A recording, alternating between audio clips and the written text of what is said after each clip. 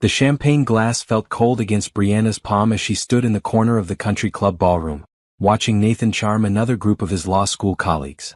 The crystal chandeliers overhead cast perfect light across the marble floors, and everywhere she looked, people in expensive suits congratulated each other on their futures in corporate law. She'd spent 3 hours getting ready for this graduation party. Her emerald green dress had cost more than she wanted to admit, but Nathan had insisted she needed to look the part for his big night. Her natural curls were twisted into an elegant updo, and she'd even worn the uncomfortable heels he'd picked out last week. "Ladies and gentlemen, if I could have your attention." Nathan's voice boomed through the microphone at the front of the room. Brianna straightened, smiling as all eyes turned toward her boyfriend of 2 years. This was his moment. He'd worked hard for this law degree and she was proud of him. Nathan looked perfect in his navy suit, his brown skin glowing under the lights, his smile confident and broad. "I want to thank everyone for coming tonight to celebrate this milestone with me. My parents, my sister Lauren, my professors, my future colleagues at Henderson and Associates." Brianna took a step forward, expecting him to mention her next. "They talked about this speech last night. He'd promised to keep it short and sweet. I also need to address something that's been on my mind lately." Nathan's eyes found hers across the room, and something in his expression made her stomach tighten. "Relationships are complicated, aren't they? Especially when two people come from different worlds." A few people chuckled. Brianna's smile faltered. "My girlfriend Brianna is here tonight and I love her, I really do. But I've been thinking a lot about compatibility. About what it means to build a life with someone." He paused, taking a sip of his champagne. "The truth is we're not exactly in the same financial league. She's a sweet girl, works in tech, does her thing. But as I move into corporate law, as I start building real wealth, I have to be honest about the gap between us." The room went silent. Brianna felt every eye turned toward her. Her face burned with heat that had nothing to do with the temperature. "I'm not saying it's a deal breaker," Nathan continued, his tone almost apologetic as if he were discussing a minor inconvenience. "But it's something we need to navigate carefully. Different earning potentials, different professional circles, different expectations. You all understand. We've talked about this in our legal ethics classes. Matching values, matching ambitions, matching lifestyles." Someone coughed. A woman near the bar whispered something to her companion. Brianna's hands trembled, champagne sloshing in her glass. "Anyway, I don't want to bring down the mood." Nathan laughed, and a few uncertain chuckles echoed through the room. "Just being real, you know? Authenticity matters. Now let's celebrate. To new beginnings." "To new beginnings," a few voices repeated weakly. Brianna stood frozen for exactly 5 seconds. Then she set her champagne glass on the nearest table with a sharp click that seemed to echo through the sudden quiet. She picked up her clutch purse, turned on her heel and walked toward the exit. "Bree, come on, where are you going?" Nathan's voice followed her, tinged with confusion and a hint of irritation. She didn't turn around. Her heels clicked against the marble with steady precision. One foot in front of the other. The doorman opened the heavy wooden door without a word, his face carefully neutral. The cool evening air hit her face as she stepped outside. The valet looked up from his podium. "Can I help you, miss?" "Blue Honda Accord. Tag number JKL4892. Her voice came out steady, clear. She was proud of that. "Right away, miss." Behind her, the door opened again. "Brianna, seriously? You're making a scene." Nathan's voice carried an edge of annoyance now. "I was being honest. That's what you always say you want, right? Honesty?" She turned to face him, and he actually took a step back at whatever he saw in her expression. "You were honest," she said quietly. "Thank you for that. So why are you leaving? Can't you take a joke? Everyone knows I was just trying to be funny about the money thing." "A joke?" She repeated the words slowly. "You stood in front of your family, your colleagues, your future bosses, and joked about how I'm not good enough for your tax bracket." "That's not what I said." Nathan ran a hand over his close-cut hair, a gesture she'd seen 1,000 times when he was frustrated. "You're being dramatic. I said we're from different financial situations. That's just a fact. Here's your vehicle, miss." The valet pulled up in her car, hopping out quickly. Brianna tipped him $20 and slid into the driver's seat. Nathan moved toward the passenger door. "Don't," she said through the open window. "Don't get in this car. Bree, come on. Let's talk about this like adults. Adults don't humiliate their partners in public." She put the car in drive. "Adults don't announce to a room full of strangers that their girlfriend isn't in their league." "I never said you weren't in my league." You're twisting my words. She looked at him one long moment. 2 years. She'd spent 2 years with this man. 2 years supporting his late-night study sessions, his stress during finals, his anxiety about passing the bar exam. 2 years listening to him talk about his dreams, his goals, his future at prestigious law firms. 2 years of him never once asking about her company's quarterly earnings or the software contract she'd been negotiating with a major tech corporation. Goodbye, Nathan. She drove away, watching him shrink in her rearview mirror. He stood there in his expensive navy suit, hand raised halfway like he couldn't decide whether to wave or make her stop. Around him, a few party guests had wandered outside, drinks in hand, watching the drama unfold. Her hand stayed steady on the wheel all the way home. She didn't cry. She didn't scream. She didn't call anyone. She just drove through the city streets, past the downtown lights, past the neighborhoods she'd driven through hundreds of times while dating Nathan. When she finally pulled into her apartment complex parking lot, her phone was buzzing with texts. She silenced it without looking. Inside her apartment, she kicked off the uncomfortable heels Nathan had chosen. She unzipped the expensive green dress he'd insisted she wear. She unpinned her hair and let her curls fall free around her shoulders. Then she sat on her couch in her pajamas and stared at the wall. Not in his financial league. The words replayed in her mind. The way he'd said it so casually, so confidently. Like it was common knowledge. Like everyone in that room should have nodded along in understanding. Her phone buzzed again. And again. And again. Brianna picked it up and blocked Nathan's number. Then she blocked him on every social media platform. Then she poured herself a glass of wine and opened her laptop. Her company's financial statements glowed on the screen. Revenue projections for the next quarter. The new client contract that would close next week. The expansion plans she'd been working on for 6 months. Not in his financial league. She almost laughed. Almost. Instead, she took a long sip of wine and began typing an email to her lawyer. She had some questions about business protections and personal liability. Just in case Nathan ever tried to claim he'd contributed to her success in any way. Because if he thought they were in different financial leagues, he was right. She was just done pretending he was in the major leagues when he'd barely made it out of Little League. Brianna woke up to 73 text messages.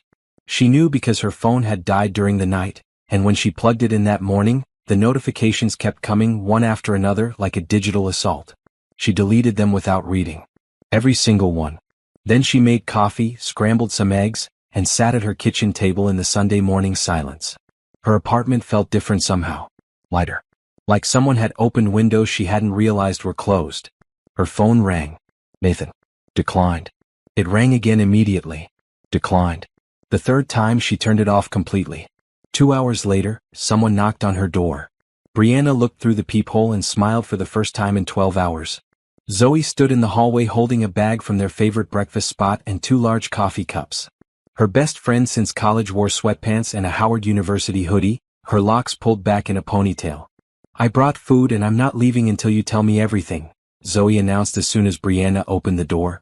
I saw the text in the group chat. I saw Nathan's sister post something cryptic on social media. I put 2 and 2 together. He humiliated me at his graduation party. Brianna took one of the coffee cups and led Zoe into the living room. In front of everyone. Said we're not in the same financial league. He did what? Zoe set the food bag down carefully, like she was restraining herself from throwing it. Nathan? You're Nathan? The one who borrowed money from you last year for his bar prep course. That Nathan. The one whose car you co-signed for because his credit was trash? That one. Zoe sat down slowly on the couch. I'm going to need you to tell me everything. Word for word. Because I'm trying really hard not to drive to his place right now. Brianna recounted the previous night. The speech. The casual cruelty. The way Nathan had looked genuinely confused when she'd walked out. Zoe listened without interrupting, her expression growing darker with each detail. So let me get this straight, Zoe said when Brianna finished. This man who makes exactly $0 right now because he hasn't even passed the bar exam yet, announced to a room full of people that you, the owner of a successful software company, are not in his financial league? That's correct. Your company that just landed that contract with the hospital network? Yes. The contract worth $3 million? Yes. Zoe pressed her palms to her temples. I need a minute. I need several minutes. I need to process the level of delusion we're dealing with here. Brianna's phone, which she turned back on, started buzzing on the coffee table. Nathan's name flashed across the screen. She declined the call. He's called 50 times, Brianna said. Maybe more. I stopped counting. What's he saying in the texts? I don't know. I deleted them all without reading. Good. That's good. Zoe nodded approvingly. Don't give him the satisfaction. Let him spiral. The phone rang again. This time it was a number Brianna didn't recognize. She hesitated, then answered. Hello? Brianna? It's Lauren. Nathan's sister. Brianna put the phone on speaker so Zoe could hear. Hi, Lauren. I'm so sorry. Lauren's voice cracked. I'm so sorry. What my brother did last night was inexcusable. I told him this morning that he's an idiot and I'm ashamed to be related to him. Thank you for calling. He's freaking out. He's been calling everyone trying to explain himself. He keeps saying you overreacted, that it was just a joke, that you're being too sensitive. Lauren paused. But I was there. I saw your face. That wasn't a joke. That was cruel. Brianna felt something loosen in her chest. Validation from an unexpected source. I want you to know, Lauren continued, that our mother is furious with him. She told him he embarrassed the whole family. And his colleague, you know Robert from his study group? Robert pulled me aside at the end of the night and asked if Nathan was always this clueless about money. What did you tell him? I told him my brother just made the biggest mistake of his life. Lauren sighed. I should go. I just wanted you to know that not everyone thinks Nathan was right. Some of us have common sense. After Lauren hung up, Zoe reached into the breakfast bag and pulled out a croissant. Okay, I like his sister. She can stay. Nathan's going to keep calling, Brianna said. So block every number. Get a new number if you have to. Go full witness protection. Zoe bit into her croissant. What are you going to do about work tomorrow?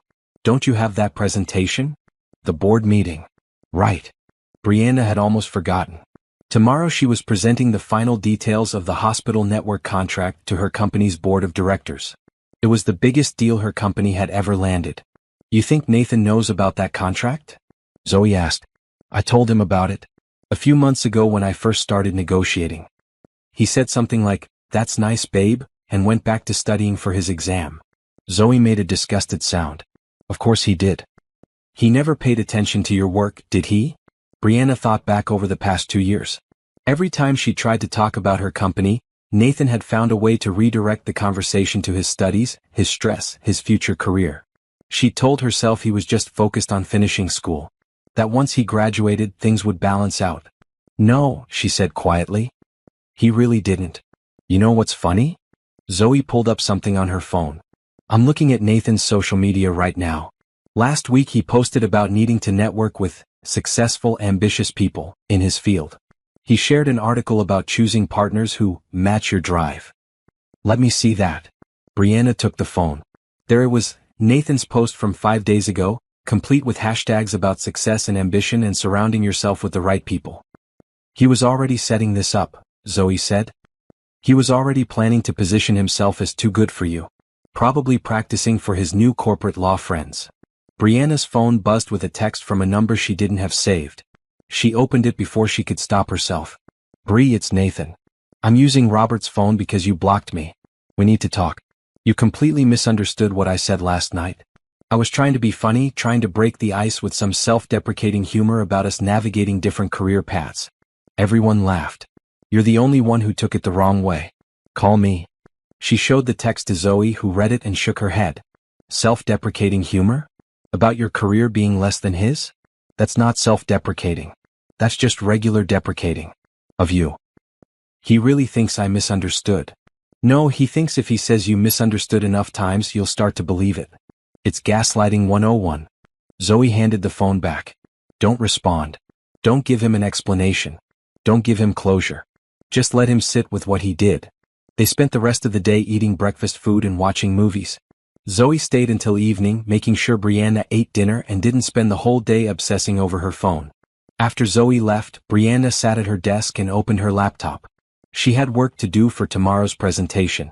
Charts to finalize, numbers to double-check, talking points to review. But first, she pulled up her company's financial records. Not the sanitized versions she showed to investors, but the real numbers. Revenue, expenses, profit margins, growth projections.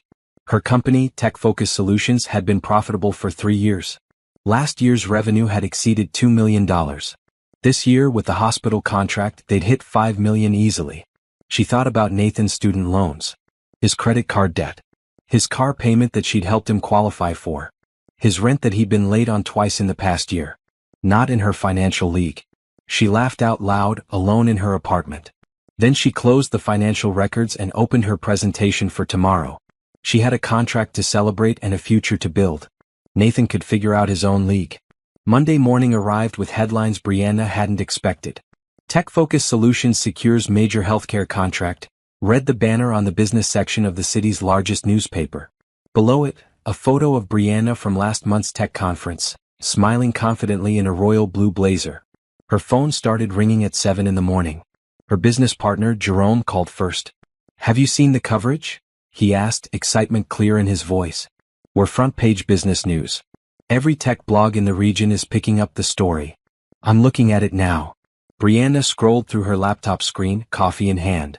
The hospital network contract had officially been announced, and apparently, it was bigger news than she'd anticipated. "The board meeting went perfectly," Jerome continued. "They're already talking about expansion. Brianna, this is huge. This puts us on the map." After hanging up with Jerome, Brianna got ready for work with unusual care. She chose a red dress with a professional cut, paired it with heels she could actually walk in, and styled her curls into a high bun. She looked polished, powerful, and successful. Everything Nathan had implied she wasn't. Her phone buzzed. A text from a number saved as Nathan's mom. "Brianna, I saw the news this morning. I had no idea your company was so successful. Nathan never mentioned the extent of your work. I'm calling him right now. What he said at the party was unacceptable. I'm so sorry." Brianna stared at the message. Nathan had never told his mother about her company? In 2 years of dating, through countless family dinners and holiday gatherings, he'd never mentioned that she owned a business? 3 more texts came through while she was processing the first one. From Nathan's colleague Robert, "Congratulations on the contract. Nathan just told us you work in tech. He didn't mention you own the company. Pretty impressive." From Lauren, "I'm seeing the news. Oh my God.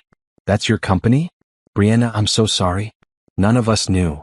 From a college friend she hadn't spoken to in months, "Girl, I just saw you in the business news. Get it?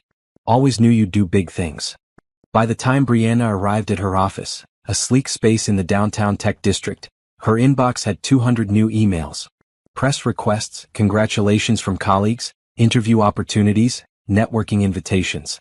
Her assistant, Monica, greeted her with a huge smile. "Boss, you're famous. We've had 3 journalists call this morning wanting interviews. Schedule them for next week," Brianna said.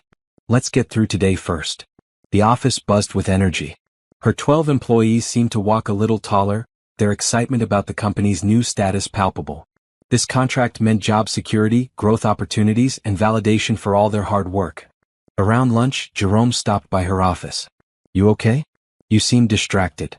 "Just processing everything." "Is this about Nathan?" Jerome had been her business partner since they'd started the company 4 years ago.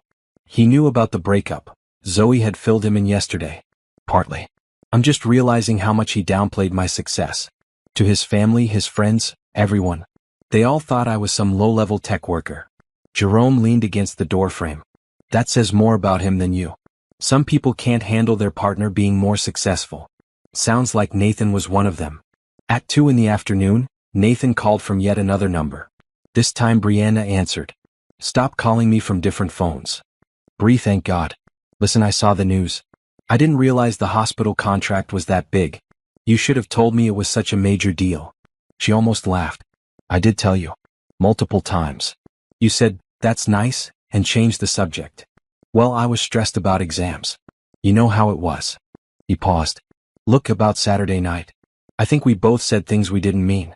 Maybe we overreacted. Why don't we have dinner and talk this through?" "You think I overreacted?" "I think we both need to communicate better. This could be good for us, actually. Now that you've got this big contract and I'm starting at the firm, we're both on solid ground. We can move forward as equals." Brianna closed her eyes. "Nathan, we're not getting back together." "Don't say that. You're upset, I get it. But couples fight. Couples work through things. You publicly humiliated me. I made a bad joke. That's all it was. Everyone at the party understood that. Your own mother called to apologize for you." Silence on the other end. Then, My mother doesn't understand the context. She doesn't get our relationship dynamic. Our relationship dynamic where you pretend I work a regular job and hide the fact that I own a company? I never hid anything. His voice rose defensively. I just didn't go around bragging about your job. That would be weird. Mentioning that your girlfriend owns a successful business isn't bragging, Nathan. It's basic conversation. Okay, fine. I should have talked about your company more. I'm sorry. Can we please move past this? No. Brianna, be reasonable. I am being reasonable. I'm choosing not to date someone who thinks I'm beneath him. I never said that. You said I'm not in your financial league. In front of 50 people. I was nervous. I say stupid things when I'm nervous. You know this about me. Brianna heard the desperation creeping into his voice. Part of her felt bad for him. The smaller part that had loved him for 2 years wanted to soothe his anxiety, to make this easier for him. But the larger part, the part that had built a company from nothing, that had worked 18-hour days to secure major contracts, that had earned every bit of her success, refused to make this comfortable for him. Goodbye, Nathan. She hung up and immediately blocked the new number. Monica knocked on her office door. There's someone here to see you. She says she's from the Professional Women's Network. A woman in her 40s entered, wearing a maroon suit and carrying a leather portfolio. Brianna Foster? I'm Simone Richardson. I read about your company's success this morning, and I wanted to extend an invitation to our next networking event. They talked for 20 minutes. Simone's organization connected successful women in business, providing mentorship, resources, and community. By the end of the conversation, Brianna had committed to attending their monthly meeting. After Simone left, Brianna returned to work. Emails, phone calls, project updates. The normal rhythm of running a business. But everything felt different now. Lighter. Like she'd been carrying weight she hadn't noticed until it was gone. Her phone buzzed one more time. Lauren again. Nathan's telling people you two are still together. Just FYI. He's saying you had a small argument but you're working through it. Thought you should know. Brianna stared at the message. Of course he was. Of course Nathan couldn't accept that she'd actually left him.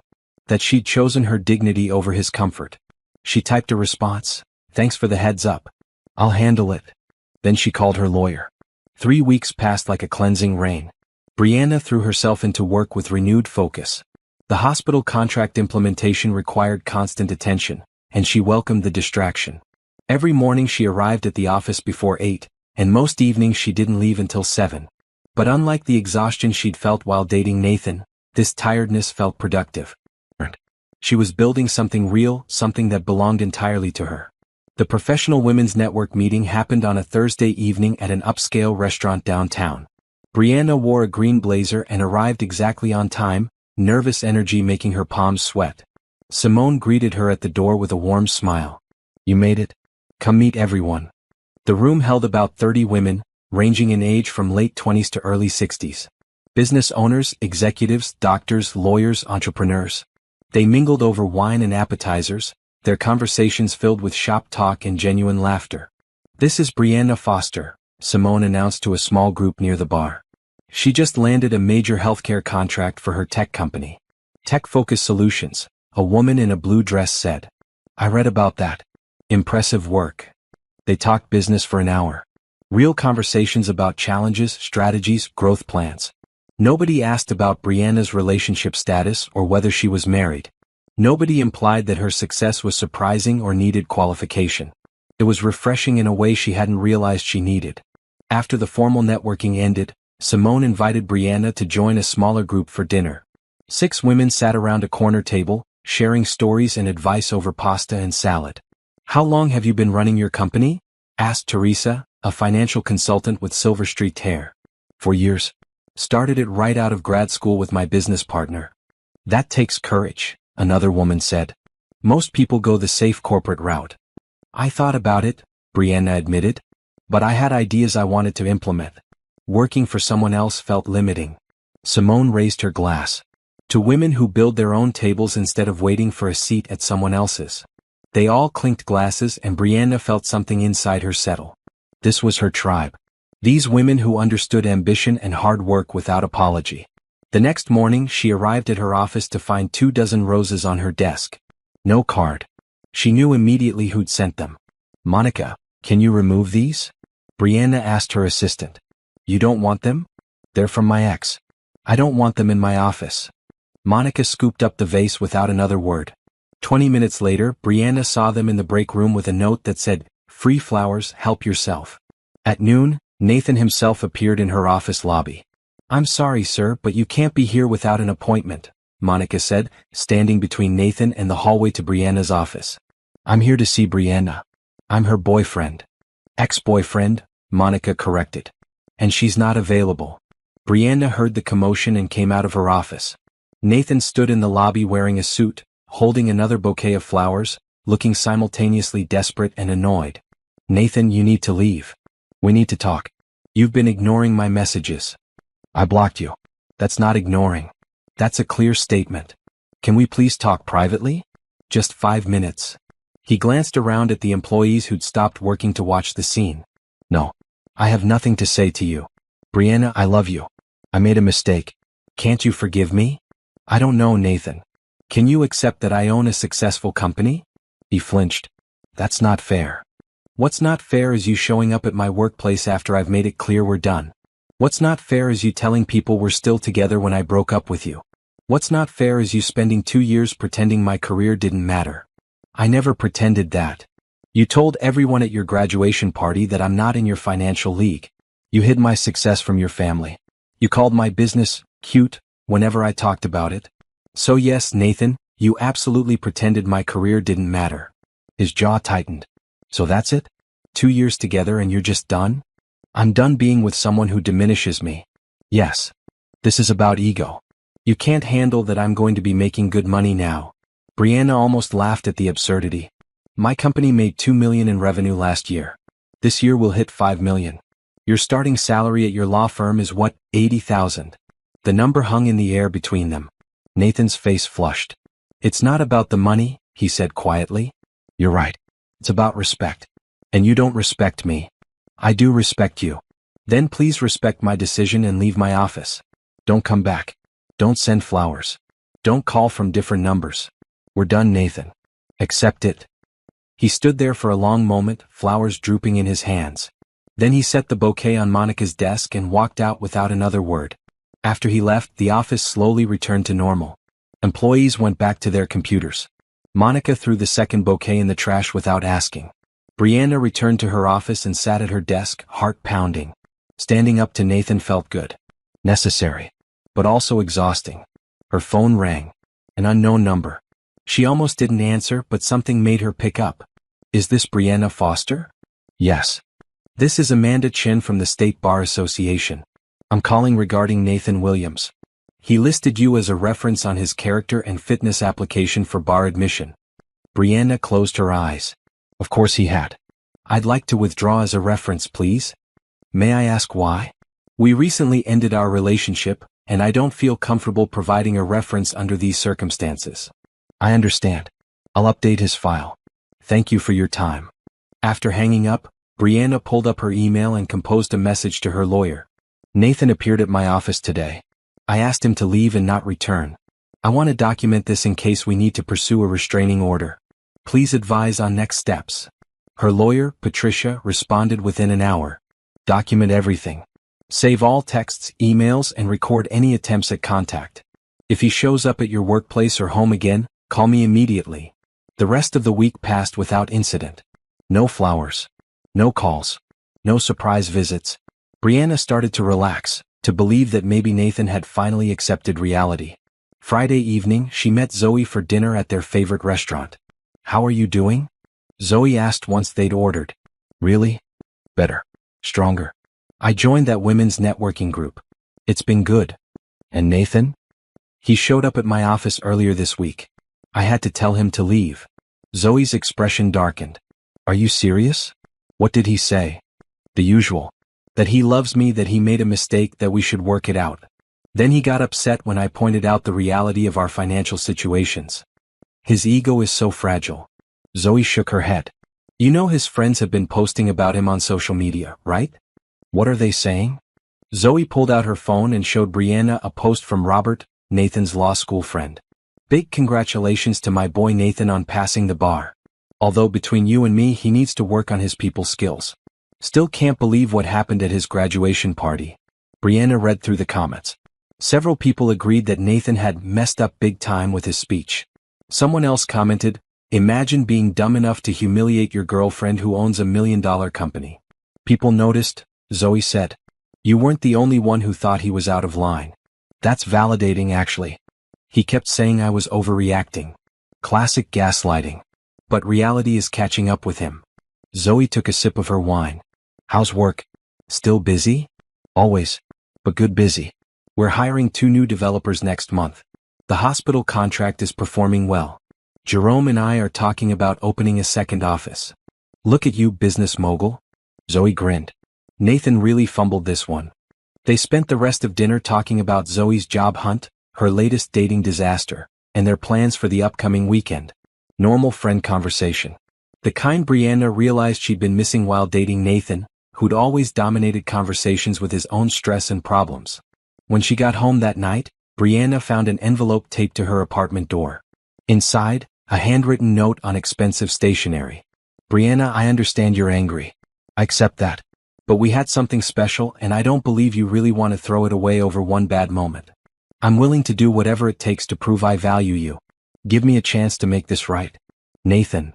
She read it twice, then took a photo and sent it to Patricia with the message, "Adding this to the documentation." Then she threw the note away and poured herself a glass of wine. Nathan was right about one thing. They had something special. She'd had a successful business and a bright future. And now she had those things without someone trying to diminish them. Lauren called on a Tuesday morning while Brianna was reviewing quarterly projections. "I need to tell you something about Nathan," Lauren said, her voice tight. "You're not going to like it." Brianna set down her pen. "What now?" "He's telling people you two are still together. Not just casually mentioning it but actively lying. Yesterday he brought a woman to meet our parents. Some paralegal named Trisha from his firm. Introduced her as his girlfriend.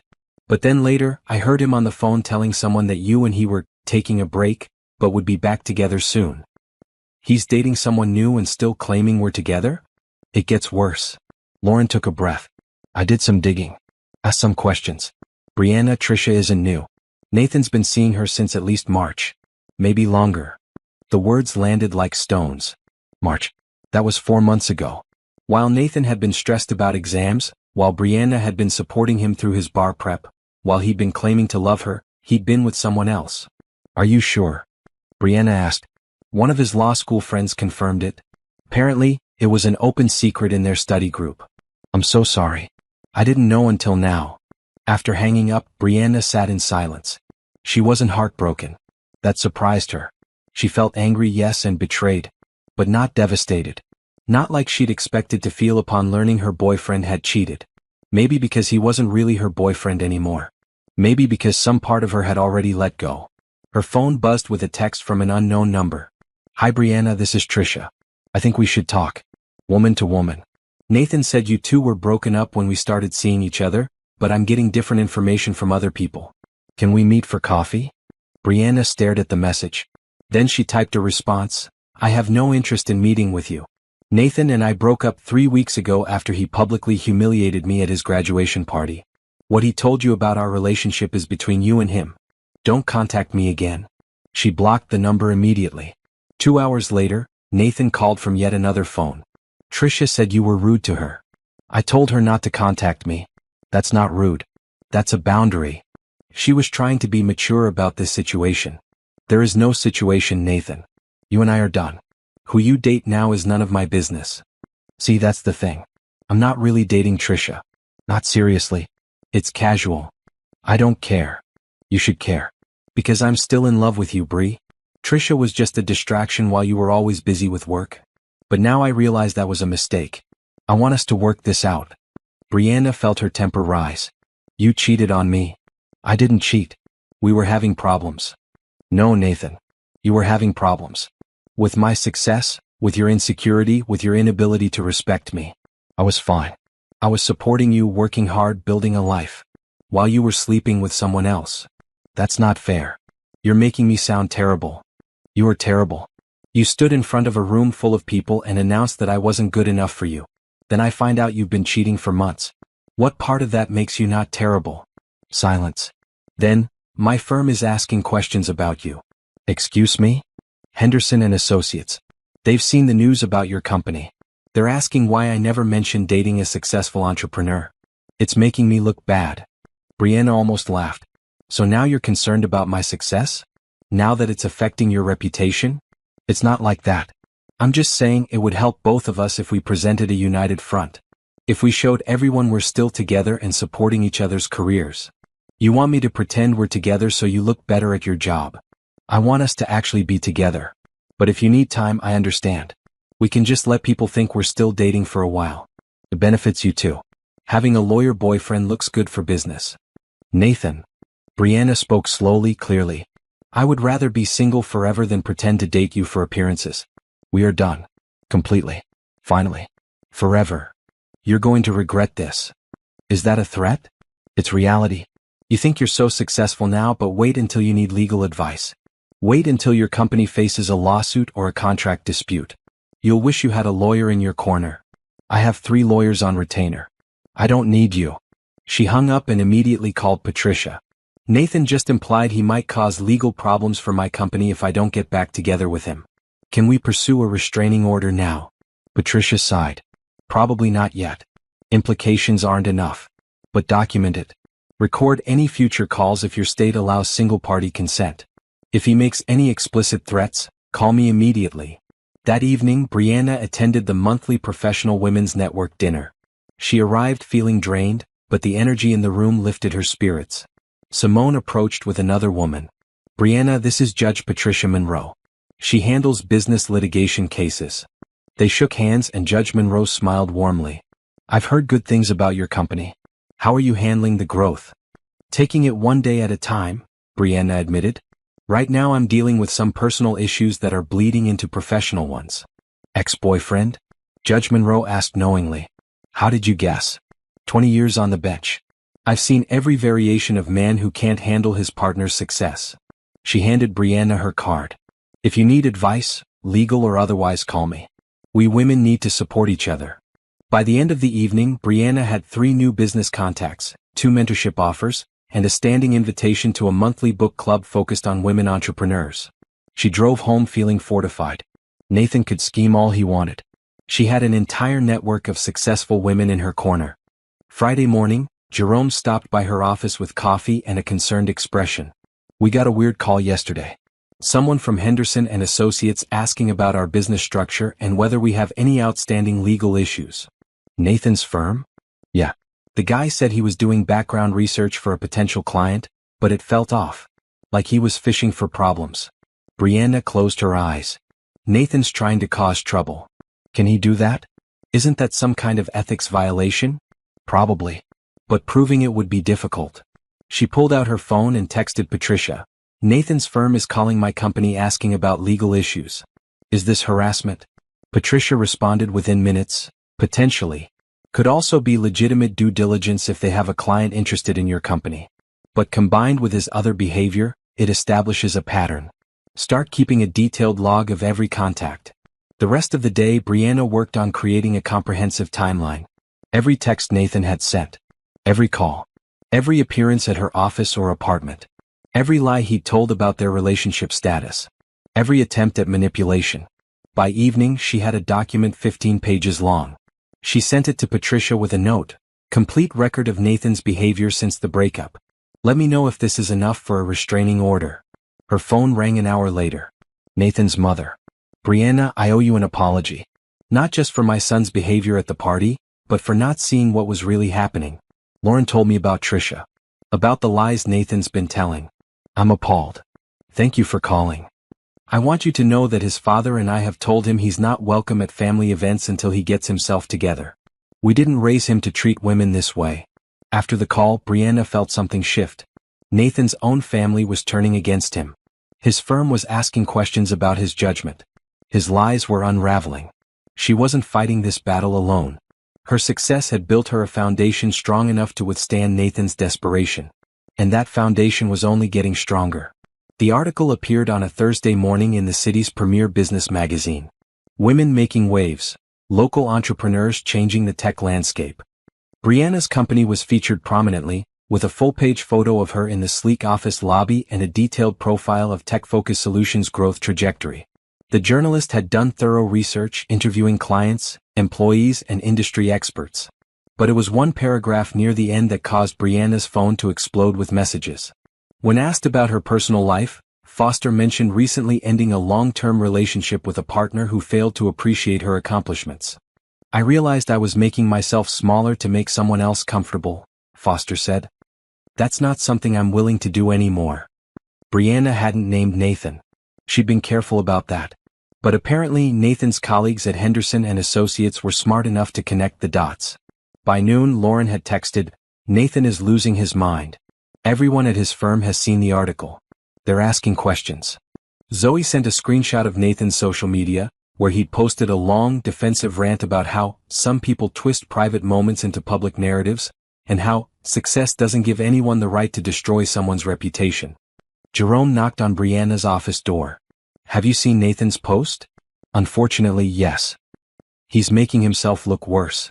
Every comment is people calling him out for that graduation party speech." Jerome shook his head. The internet remembers everything. What Nathan hadn't anticipated was that several guests from his graduation party had seen the article too.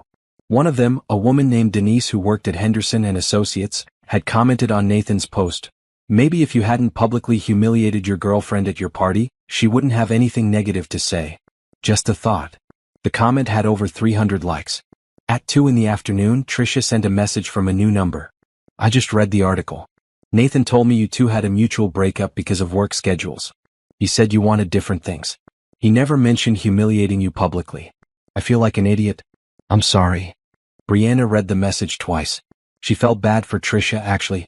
The woman had been lied to as much as anyone. But she still typed back, "I appreciate the apology, but I don't want to be involved in whatever situation you have with Nathan. Please don't contact me again." This time Tricia responded, "I understand. For what it's worth, I broke up with him an hour ago. He's been lying to everyone about everything." Brianna didn't respond. She simply blocked the number and returned to work. That evening, Henderson and Associates released an internal memo. Brianna only knew about it because Lauren forwarded a screenshot. All associates are reminded that personal conduct reflects on the firm's reputation. Recent events involving one of our new associates have raised concerns about professional judgment and ethical behavior. This will be addressed directly with the individual involved. They're putting him on notice, Zoe said when Brianna showed her the memo during their standing Friday dinner. "One more screw up and he's out." "I almost feel bad for him," Brianna admitted. "Almost. Don't. He did this to himself. You didn't write that article to hurt him. You told your truth. If his truth makes him look bad, that's on him." Simone called Saturday morning. "I saw the article. Beautiful piece. How are you handling everything?" "Better than I expected, honestly." "I'm glad. Listen, I wanted to give you a heads up. Judge Monroe mentioned you at yesterday's networking lunch. She's impressed with how you've handled this situation. She might have some opportunities to discuss with you." "What kind of opportunities?" "Business opportunities. Judge Monroe sits on several boards. She's looking for smart, ethical people to recommend. Your name came up." After hanging up, Brianna sat on her balcony with coffee and her laptop. She pulled up the article again, reading it with fresh eyes. The journalist had captured something essential about her journey. Not just the business success but the personal growth. The realization that she deserved respect in all areas of her life, not just professionally. Her phone rang. "Patricia, I have news. Henderson and Associates wants to meet with you." "Why?" "They're concerned about potential liability. If Nathan's been using firm resources to harass you or investigate your company, that's a serious problem for them. They want to understand the full scope of his behavior." "Are they going to fire him?" "That's not my concern or yours. But they're taking this seriously. I recommend we meet with them and provide the documentation you've compiled." The meeting happened Monday afternoon in a conference room at Henderson and Associates' downtown office. 3 senior partners sat across from Brianna and Patricia, their expressions professionally neutral. "Miss Foster, we appreciate you taking the time to meet with us," the lead partner, a woman named Sarah, began. "We want to ensure that no improper conduct has occurred involving our firm or its resources." Patricia slid a folder across the table. "This contains a complete timeline of Nathan Williams' behavior toward my client since their breakup. As you'll see, there's a pattern of harassment, lies about relationship status, and potential misuse of professional connections." The partners reviewed the documents in silence. Sarah's jaw tightened as she read. Did Nathan ever explicitly threaten you using his position at this firm? Another partner asked. He implied that I'd regret not having a lawyer in my corner when my company faces legal issues. Then your firm started making inquiries about my company's legal standing. Those inquiries were initiated by Nathan without authorization, Sarah said flatly. He told our investigative team he was helping a potential client perform due diligence. That was a lie. What happens now? Brianna asked. We handle it internally. And we want to be clear that Henderson and Associates does not condone or support Nathan's actions. If he contacts you again, please let us know immediately. After the meeting, Patricia and Brianna walked to a nearby coffee shop. That went well, Patricia said. They're protecting their firm, which means making sure Nathan doesn't cause more problems. Do you think they'll fire him? Probably not immediately. But he's on very thin ice. One more incident and he's done. Brianna's phone buzzed. A text from an unknown number. This is Nathan. I know you met with my firm. I know what you're trying to do. You're trying to destroy my career because you can't accept that we're over. This is petty and vindictive and I won't stand for it. She showed the text to Patricia, who immediately took a photo. Forward that to me. And don't respond. Let him dig his own grave. That evening, Brianna attended a Tech Focus Solutions team dinner celebrating the successful first month of the hospital contract. Her employees laughed and joked over appetizers, their confidence in the company's future evident in every conversation. Jerome raised his glass. To our fearless leader who built this company from nothing and keeps making it better every day. To Brianna, everyone echoed. She looked around the table at the team she'd assembled. Smart, talented people who believed in her vision. Who respected her leadership. Who showed up every day ready to do excellent work. This was what mattered. Not Nathan's desperation or his attempts to salvage his bruised ego. Not his lies or his manipulation. Her company. Her success. Her integrity. Nathan had tried to diminish her, and in doing so, he'd diminished himself. The truth had a way of surfacing whether anyone wanted it to or not. The charity event at the Grand Hotel Ballroom was one Brianna had committed to months ago. A fundraiser for youth technology education, exactly the kind of cause her company supported. She'd almost canceled after everything with Nathan, but Simone had convinced her to attend. Don't let him take these opportunities from you, Simone had said. You earned your place in these circles. So Brianna wore a bright red gown, styled her hair in elegant curls, and arrived at the event with confidence she'd worked hard to rebuild. The ballroom was filled with business leaders, philanthropists, and tech industry professionals. Brianna networked comfortably, discussing potential partnerships and educational initiatives. She was talking to the head of a local nonprofit when she saw Nathan across the room. He wore a black suit and stood near the bar, drink in hand, looking slightly out of place. Their eyes met for a brief second before Brianna deliberately turned her attention back to her conversation. As I was saying, the nonprofit director continued, we're looking for companies willing to sponsor coding camps for underserved students. Tech Focus would definitely be interested. Have your team send me a proposal. Brianna felt Nathan approaching before she saw him. Some sixth sense that had developed over 2 years of dating. Brianna, can we talk? His voice came from directly behind her. She didn't turn around. No, thank you. Please. Just 5 minutes. The nonprofit director looked uncomfortable. I'll let you two talk. Nice meeting you, Brianna. Wait, Brianna said, but the woman had already moved away. She finally turned to face Nathan. You need to leave me alone. I need to explain. About the meeting with my firm, about everything. You're getting the wrong idea. The idea I'm getting is that you can't accept that we're over. Because we don't have to be over. We can fix this. Nathan reached for her arm. Brianna stepped back. Don't touch me. Bree, come on. You're making a scene. I'm making a scene? You followed me to a charity event. I was invited. I have every right to be here. Then be here. Away from me. Brianna looked around and caught the eye of an event organizer. Excuse me, I need security. Security? Are you serious right now? Nathan's voice rose. I'm trying to have a civil conversation and you're calling security? 2 staff members in suits approached quickly. Is there a problem? This man is harassing me. I've asked him repeatedly to leave me alone. He's following me to events. Nathan's face flushed. That's not what's happening. We're having a private discussion. I don't want to discuss anything with you, Brianna said clearly. I want you to stay away from me. "Sir, we're going to have to ask you to leave," one of the security staff said. "This is ridiculous. Brianna, tell them this is a misunderstanding." "It's not a misunderstanding. Please leave." The security staff moved closer to Nathan. The people nearby had stopped talking, watching the scene unfold. "Fine." Nathan set his drink down hard on a nearby table. "But this isn't over, Brianna. You can't just destroy my reputation and expect me to disappear quietly. Actually, that's exactly what I expect. And if you contact me again, my lawyer will be filing for a restraining order." Security escorted Nathan toward the exit. Brianna watched him go, her heart pounding but her resolve steady. Around her, conversation slowly resumed, though she felt the weight of curious stares. Simone appeared at her elbow. "Are you okay?" "I will be." "That was your ex?" "That was Nathan." "He seems unstable," Simone observed. "Come on, let's get you a drink." At the bar, Judge Monroe joined them. "I saw what happened. Do you need anything?" "A restraining order, apparently," Brianna said, trying to make light of it. "I'm serious. That kind of behavior escalates. You need to protect yourself." Judge Monroe handed her another business card. "This is a colleague who specializes in restraining orders. Call her Monday morning." The rest of the evening passed in a blur. Brianna tried to focus on networking on the cause she'd come to support, but Nathan's presence lingered like a bad taste.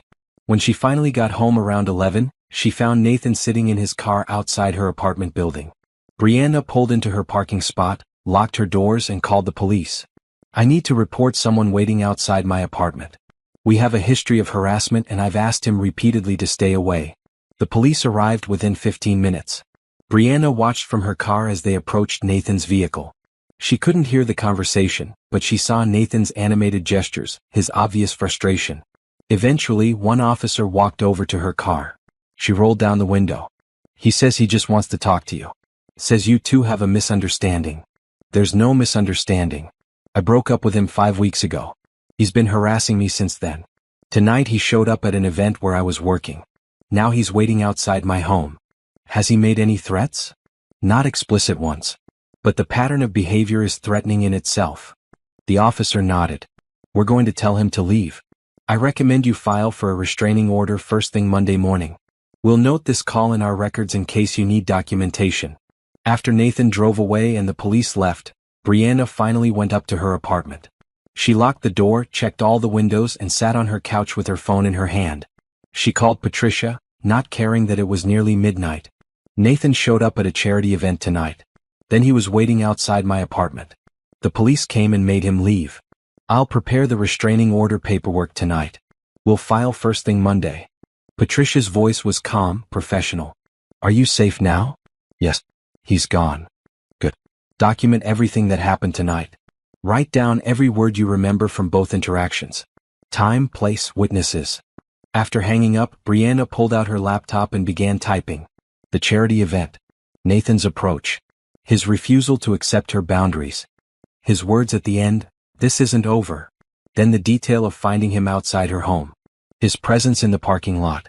The police involvement. When she finished, the document was 3 pages long. She sent it to Patricia immediately. Then she texted Zoe, "Nathan stalked me tonight. Police came. Filing for restraining order Monday. Can you stay with me this weekend?" Zoe responded within seconds, "On my way." By 1 in the morning, Zoe was settled on Brianna's couch with blankets and pillows. They checked all the locks twice and pulled the curtains closed. "This is scary," Zoe said. "He's really losing it." "I know. But I'm not backing down. I'm not pretending we're together to make him feel better. I'm not minimizing what he did." "Good. You shouldn't have to." Zoe pulled her close for a hug. "We'll get through this. You've got a whole army of people supporting you now." Brianna thought about Simone, Judge Monroe, Patricia, Jerome, her employees, Lauren, Nathan's own parents. All the people who'd seen Nathan's behavior and chosen to stand with her instead. Nathan had tried to isolate her, to make her doubt herself, to convince everyone that she was the problem. Instead, he'd isolated himself. "Thank you for being here," Brianna whispered. "Always," Zoe said. "That's what best friends do." Monday morning arrived with paperwork and purpose. Patricia had the restraining order documents ready by 9, and by noon they were filed with the court. A hearing was scheduled for the following week. "The police report from Friday night helps," Patricia explained. It establishes a pattern of escalating behavior. Combined with his appearance at your office, the texts from multiple numbers, and the incident at the charity event, we have a strong case. Brianna nodded, signing where Patricia indicated. How long does the temporary order last? Until the hearing. If the judge grants the full restraining order, it will be valid for 1 year, possibly longer. What if Nathan violates it? Then he gets arrested. And given that he's a lawyer trying to establish his career, he'd be smart not to risk it. After the meeting, Brianna went to her office. Work had piled up during the drama of the past few days, and she threw herself into it with renewed focus. Jerome stopped by with coffee and a smile. How are you holding up? Better. Getting the restraining order filed felt good. Like I'm taking control back. You are. And the company's doing great, by the way. The hospital contract team sent their monthly review. We're exceeding performance targets. That afternoon, Brianna met with a realtor. She'd been thinking about buying a house for months, and after the incident with Nathan in her apartment parking lot, she decided to move forward with the plan. The realtor showed her 3 properties.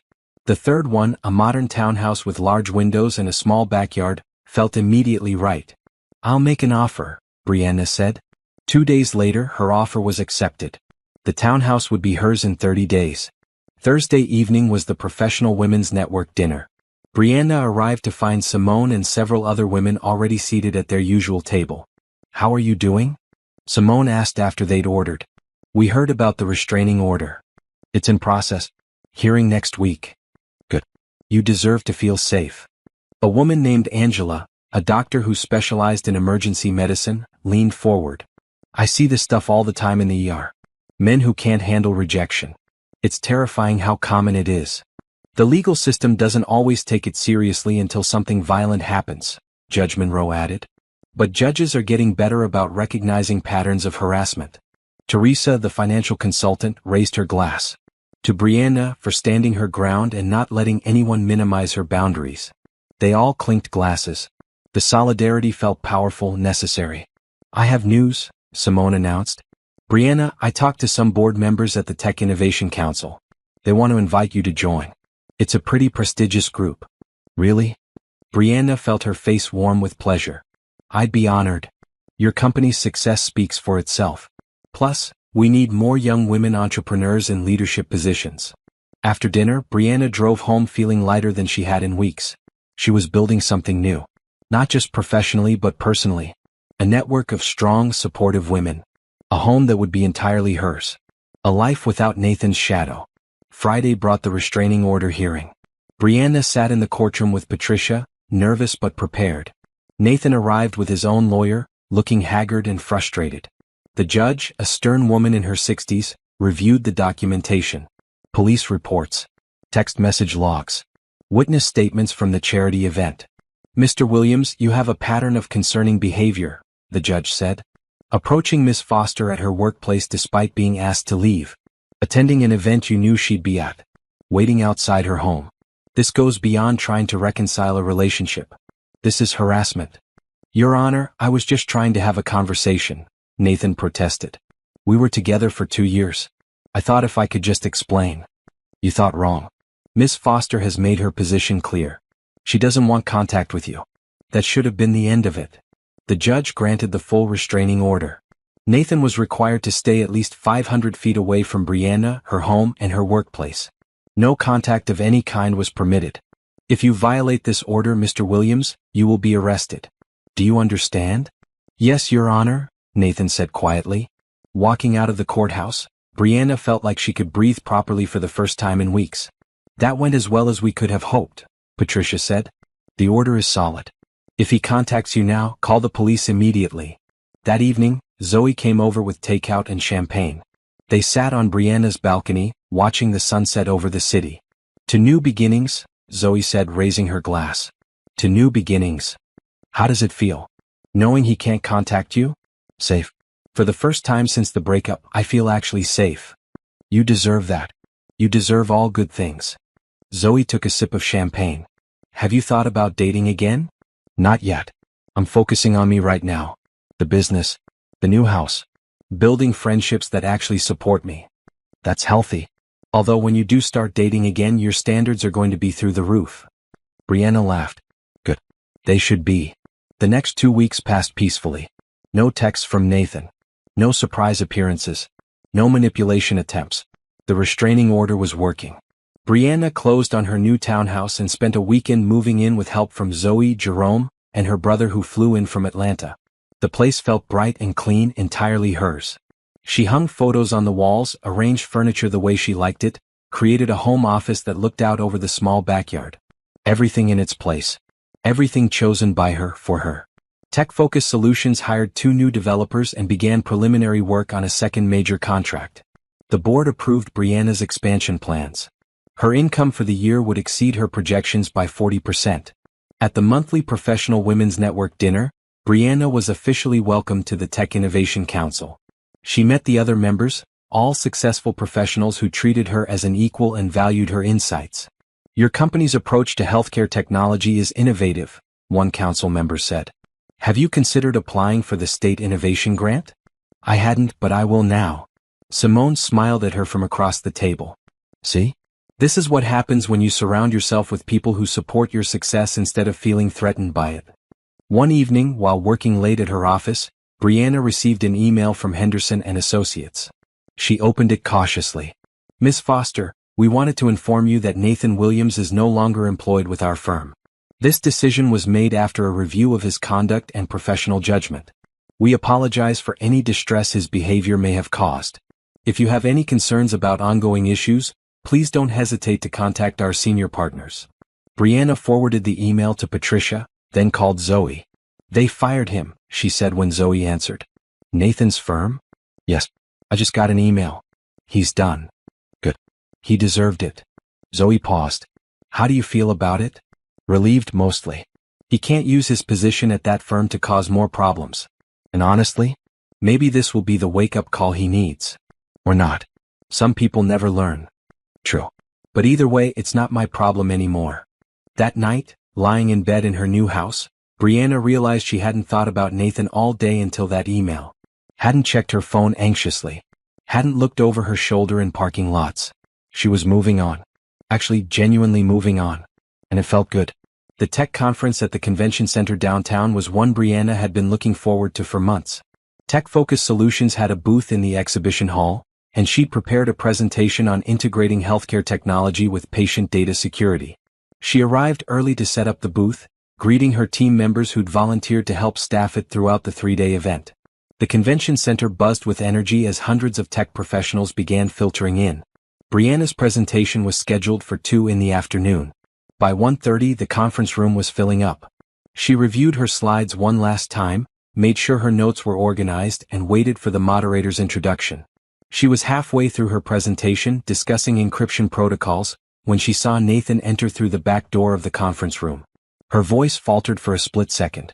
Then she continued, maintaining eye contact with the audience in the front rows, deliberately not looking toward where Nathan had taken a seat.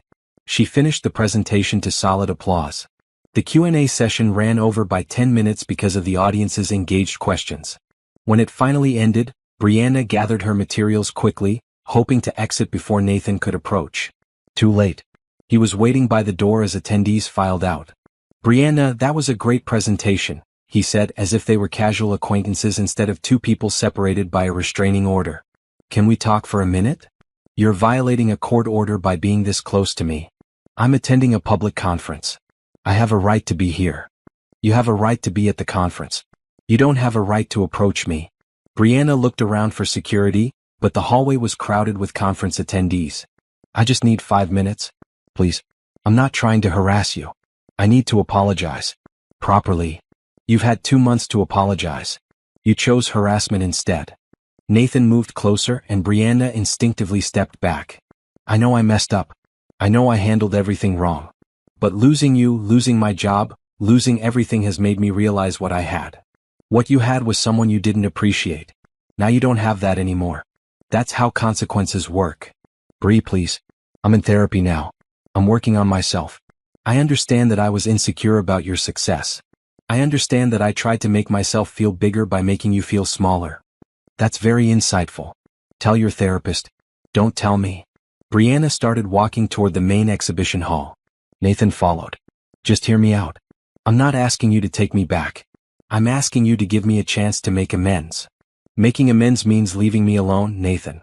That's what amends look like. They reached the exhibition hall, which was packed with people. Brianna headed toward the tech focus booth, where Jerome and 2 employees were talking to potential clients. Nathan grabbed her arm. Not hard, but firmly enough to stop her movement. Don't touch me, Brianna said loudly. Loudly enough that several nearby people turned to look. I just need you to listen, Nathan said, desperation clear in his voice now. Everything has fallen apart. The firm fired me. My family won't talk to me. I can't get hired anywhere because word got out about the restraining order. You're destroying my life. I didn't destroy anything. You did that yourself. Jerome appeared at Brianna's elbow. Is there a problem? This man is violating a restraining order, Brianna said clearly. Nathan released her arm immediately, hands raised. I'm not violating anything. I'm attending a conference. You grabbed her arm, Jerome said. I saw that. And if there's a restraining order, you're not supposed to be anywhere near her. 2 security guards approached, drawn by the commotion. What's going on here? This man has a restraining order against him, Brianna explained. He's required to stay 500 feet away from me. He attended my presentation, followed me into the hall, and grabbed my arm. Sir, we're going to need you to come with us, one guard said to Nathan. This is insane, Nathan protested. I came to a professional conference. I can't help that she's here too.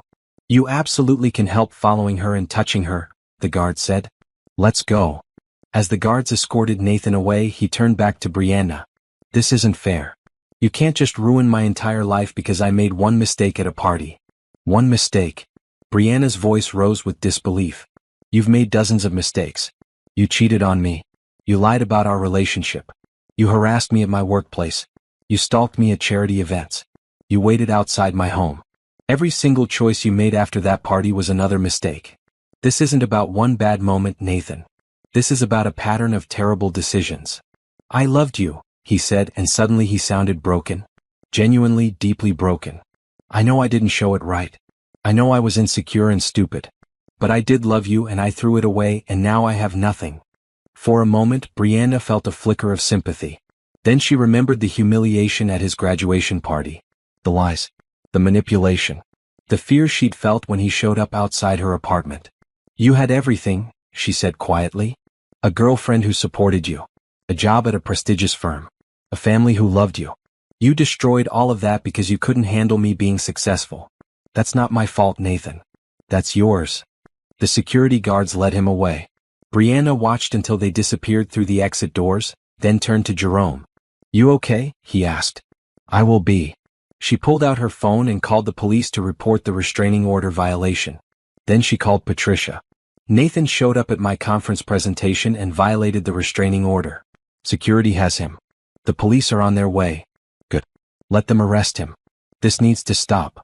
By the time the police arrived, Nathan was sitting in the security office, looking defeated. Brianna gave her statement, provided documentation of the restraining order, and watched as officers placed Nathan under arrest. You're being charged with violating a protective order, one officer told him. You have the right to remain silent. They read him his Miranda rights and let him out in handcuffs. The conference attendees who'd witnessed the scene stood in small groups, whispering. Brianna returned to the tech focus booth. Her hands shook slightly, adrenaline still coursing through her system. That was intense, one of her employees said. Are you sure you're okay? I'm sure. Let's get back to work. The rest of the conference passed without incident. Brianna's presentation generated significant interest in tech-focused solutions, resulting in 3 new client meetings scheduled for the following week. That evening, sitting in her townhouse with a glass of wine, Brianna received a call from Patricia. Nathan posted bail a few hours ago. He has a court date next week for the restraining order violation. Given that he's already lost his job at a major law firm, this arrest is probably going to tank any chance he had of rebuilding his legal career. That's his problem to solve, Brianna said. Agreed. But I want you to know he's out. Be cautious for the next few days. Brianna looked around her home. Safe. Secure. Entirely hers. She'd installed a security system after moving in.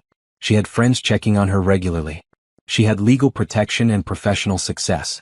Nathan had tried to make her feel small, insignificant, not good enough for his imagined future. Instead, she'd built a life that exceeded anything she'd dreamed of. And she'd done it without him. 6 months later, the November morning arrived crisp and clear. Brianna stood in front of the mirror in her townhouse bedroom, adjusting the collar of her blue blazer. Today was the grand opening of Tech Focus Solutions' second office, located across the state in the growing tech hub near the university. Her phone buzzed with congratulatory messages. Zoe, Jerome, her parents, her brother, Simone, Judge Monroe, dozens of colleagues and clients. The business magazine that had featured her months ago was sending a photographer to cover the opening. She thought briefly about Nathan. His court case for violating the restraining order had resulted in probation and mandatory counseling. He'd moved to another city, trying to rebuild his legal career far from the place where his reputation had crumbled. Lauren occasionally sent updates. Nathan was working at a small firm, living quietly, apparently finally getting the therapy he needed. He'd sent one message through his sister months ago, apologizing genuinely and asking nothing in return. Brianna had acknowledged the apology through Lauren but made clear she had no interest in any relationship, friendly or otherwise. Some bridges, once burned, weren't meant to be rebuilt. The drive to the new office took 2 hours. Jerome rode with her, reviewing the day's schedule and the remarks they'd each prepared for the opening ceremony. "This is huge, Bri," Jerome said. "Remember when we started this company in your tiny apartment with one client and a dream? I remember thinking we were crazy. We were crazy. But we were right." The new office space was beautiful. Modern design, state-of-the-art equipment, room for 20 employees. They'd already hired 10 for the expansion, with plans to add more as projects grew.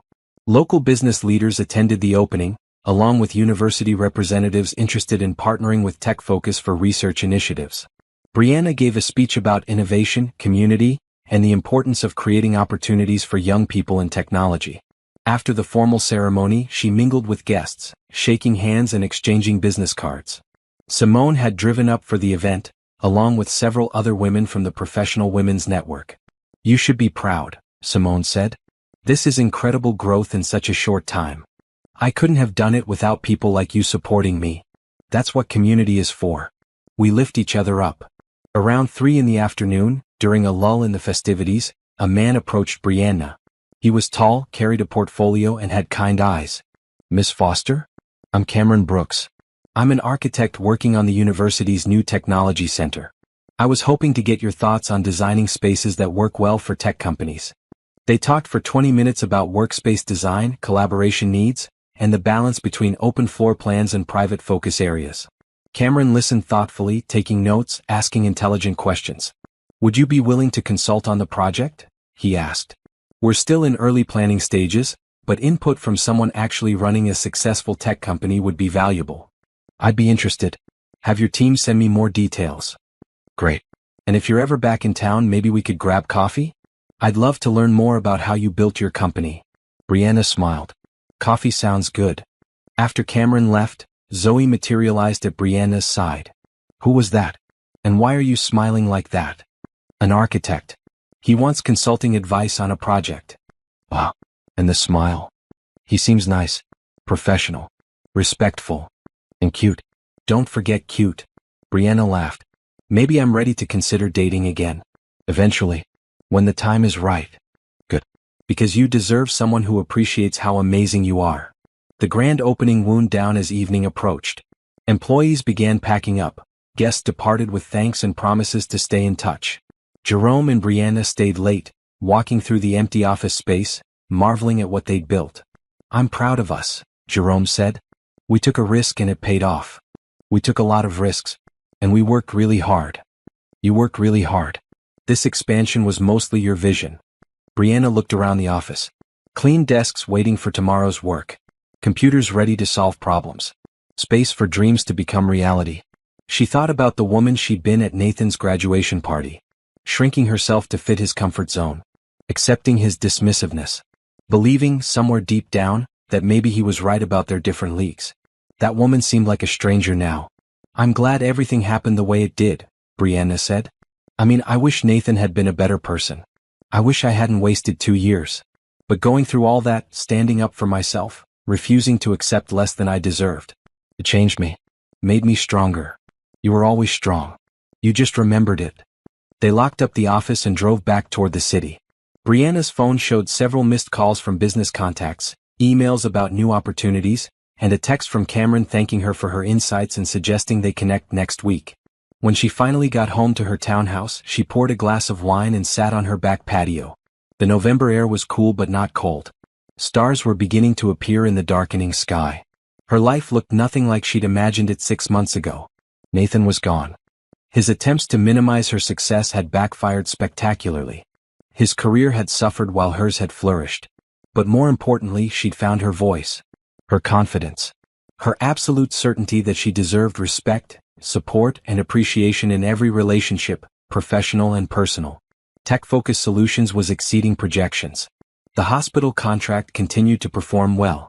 The new office would serve the growing tech community across the state. Next year's revenue would likely hit $8 million. She wasn't in Nathan's league. She'd never been in his league. She was in an entirely different stratosphere and she'd built it herself. Her phone buzzed. A text from Zoe, "Proud of you, bestie. You're doing amazing things." Brianna smiled and typed back, "Thanks for being there through everything. Love you." Then she set her phone aside and sat in the peaceful evening, listening to the sounds of her neighborhood settling into night. Tomorrow would bring new challenges, new opportunities, new possibilities. But tonight she simply enjoyed the life she'd built. A life without apologies for her success. A life where her financial league, her professional achievements, and her personal worth were hers to define. A life where she'd taken revenge by thriving. And that, she decided, was the best revenge of all.